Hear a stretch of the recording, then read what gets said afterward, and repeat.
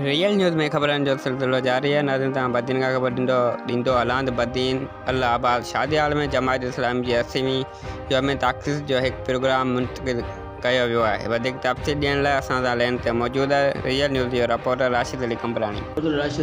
बदीन अलाहाबाद शादी हाल में जमायत इस्लामी जो 80वीं यौम ताख़सीस जो हिकु प्रोग्राम मुनक़िद कयो वियो, जंहिंजो महिमान ख़ासि जमायत इस्लामी पाकिस्तान जो मरकज़ी जनरल सेक्रेटरी अमीर अल अज़ीम, अमीर जमायत इस्लामी सूबा सिंध मोहम्मद हसन मेहनती, नवाब मुजाहिद बलोच, अब्दुल कदूस आमदानी, ज़िले बदीन जो अमीर सईद दाऊद शाह गिलानी, अल्लाह बचाए आलो पोटो, मोहम्मद मूसा मल्ला, अज़ीम अहमद, मोहम्मद अली बुलेदी ॿियनि बि ख़िताब कयो।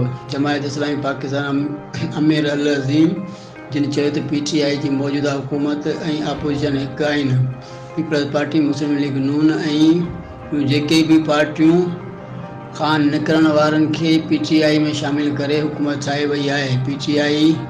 PTI में हिन वक़्तु वफ़ाक़ी ऐं सूबाई वज़ीर आहिनि। उन्हनि जे माज़ी ॾिठो वञे त हू कंहिं ॿी पार्टी मां अचण वारनि मां आहिनि। वॾी महिरबानी तफ़सील ॾियण लाइ राशिद अली कंपराणी। वधीक ख़बरनि लाइ ॾिसंदा रहो real news social media network आवाम जो आवाज़।